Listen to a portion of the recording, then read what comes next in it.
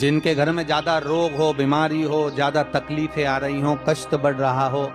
बीमारियां बढ़ रही हो, या भय लग रहा हो, डर लग रहा हो, हृदय चित्त में कहीं ना कहीं आपको भय का भान हो रहा हो, तो एक लोटा पानी, एक कलश में जल भर कर रख लीजिए और रात भर उसको रखे रहने दो। नवरात्र चल रहा है, उस कलश को रात भर रखकर सुबह सुबह उस कलश में एक बेलपत्र डालकर उस जल को नीम के पेड़ के नीचे उस कलश में एक बेलपत्र डालकर रात भर रखकर उस जल को पूरे घर में घुमाकर उस नीम के पेड़ के नीचे समर्पित कर दीजिए महाराज। घर में भय लगना बंद हो जाएगा, कोई बड़ी बीमारी आपको घेरेगी नहीं और उस बीमारी से, उस रोग से आप मुक्त रहेंगे, उस बीमारी से, उस रोग से आप मुक्त पाएंगे। नीम के पेड़ के नीचे सारी विद्याएं, आद्य शक्तियां, सारी देवी उस नीम के पेड़ के नीचे विराजमान रहती हैं। सारे देवी देवताओं को बहुत सा सामान चाहिए होगा, पर मेरे विश्वनाथ को कुछ नहीं चाहिए, मेरे शंकर को चाहिए क्या? अगर आपके जीवन में ऐसा लगे कि बहुत बड़ी बीमारी आ गई और आपके घर का व्यक्ति वेंटिलेटर पर पड़ा हुआ है, तो शमी के वृक्ष के फूल ले आओ 7, और शमी के वृक्ष के 7 फूल लाकर एक एक फूल शंकर भगवान को श्री शिवाय नमस्तुभ्यम कहकर उस व्यक्ति के लिए जो पड़ा हुआ है, अंतिम सांसें गिन रहा है, जिसको अटैक आ गया, अंतिम सांसों में जो गिन रहा है, उसके नाम से भगवान शंकर पर चढ़ाना प्रारंभ कर दो। मात्र 7 पुष्प, उस शमी के वृक्ष के 7 पुष्प आप शिव को समर्पित करिए, उसका नाम और गोत्र बोलकर, और भगवान शंकर का मूल मंत्र श्री शिवाय, जम के बोलिए श्री शिवाय नमस्तुभ्यम बोलकर एक एक शमी का फूल शंकर पर चढ़ाना प्रारंभ कर दो। फिर आगे वो विश्वनाथ की मर्जी है, वो प्राण कैसे लेकर वापिस आता है, उस काल से छुड़ाकर महाकाल कैसे लाता है, ये वो जाने। आपका फर्ज केवल आप अदा करिए। जब अंत में डॉक्टर भी हार जाते हैं, जब अंत में डॉक्टर भी कह देते हैं कि अब हमारे बस का नहीं है, अब तो उस परमात्मा के हाथ में, मतलब डॉक्टर को भी मालूम है कि एक और डॉक्टर बैठा हुआ, एक डॉक्टर और है, वो बस वो थोड़ा सा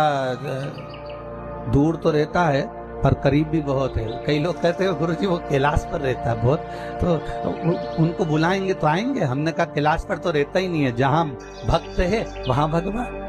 वो दूर तो रहता ही नहीं। आप तो बस केवल उसको बुलाने का प्रयास करिए, आप दिल से बस उसको हाजिर, वो दिल से बुलाओ तो उसको। केवल 7 दाने चावल के जल के पात्र में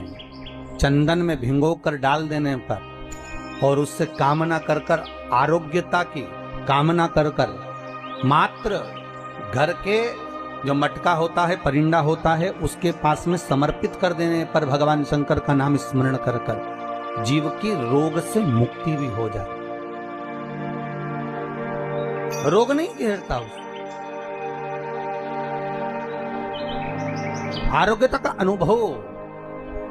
आरोग्यता का सुख प्राप्त होता है। शिव महापुराण के लिए लोग कहते हैं, कई लोगों के, कई विप्रजन, कई ब्राह्मण जन भी पूछते हैं, गुरुदेव ये बताओ कि इतने सारे उपाय आप बताते हो पुराणों में से निकाल कर, और हम भी प्रयास करें इसको निकालने के लिए, तो हम कौन सी पुराणों में ढूंढे? तो आपसे भी निवेदन है, स्कंद पुराण से निकालिए, लिंग पुराण से निकालिए, नर्मदा पुराण से निकालिए, देवी भागवत से निकालिए, श्रीमद् भागवत से निकालिए, शिव महापुराण से निकालिए, गर्ग संहिता से निकालिए, पद्म पुराण से निकालिए, राधा वल्लभी से निकालिए, एक एक पुराण में से, एक एक चरित्र में से, और तो और हम तो सहज भाषा में कहते हैं कि गीता प्रेस गोरखपुर की सारी गीता प्रेस गोरखपुर के अंकों को लेकर आ जाइए, चाहे शिव अंक हो, चाहे सती अंक हो, चाहे पार्वती अंक हो, चाहे मानस अंक हो, चाहे धेनु अंक हो, एक एक भगवान गीता प्रेस का एक एक अंक खरीद कर लेकर आओ, कल्याण का एक एक अंक तुम्हारे पास में लेकर आओ, और उस अंक में से एक एक उपाय को निकालने का प्रयास करो। आपको सारे उपाय मिल जाएंगे जो इस व्यासपीठ से बताए जाते हैं, सारे उपाय आपके सामने आ जाएंगे कि जो व्यासपीठ से दिए गए, सारे उपाय आपके सम्मुख में, आप निकालो और उसको पढ़ो और उसको लाइए। बस दबा दिया गया। आज ढोंग, प्रपंच, छल ने, दुनिया के लोगों ने शिव महापुराण के उपायों को, शंकर की कथा को दबा दिया था। सारी पुराणें होती थी पर शंकर की पुराण नहीं होती थी महाराज, दबा दिया गया।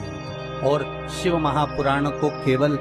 जगत में लेकर आना चाहते हैं कि शंकर को दुनिया पहचाने, शिव की साक्षी को पहचाने। शंकर है क्या, शिव का अनुमोदन क्या है। दुनिया के लोग टीवी के माध्यम से फिल्मों का निर्माण कर कर कह देते हैं कि इस पर दूध चढ़ाना, क्यों चढ़ा रहे हो, गरीब बच्चे को दूध पिला दो, ऐसा क्यों कर रहे हो। उस शंकर को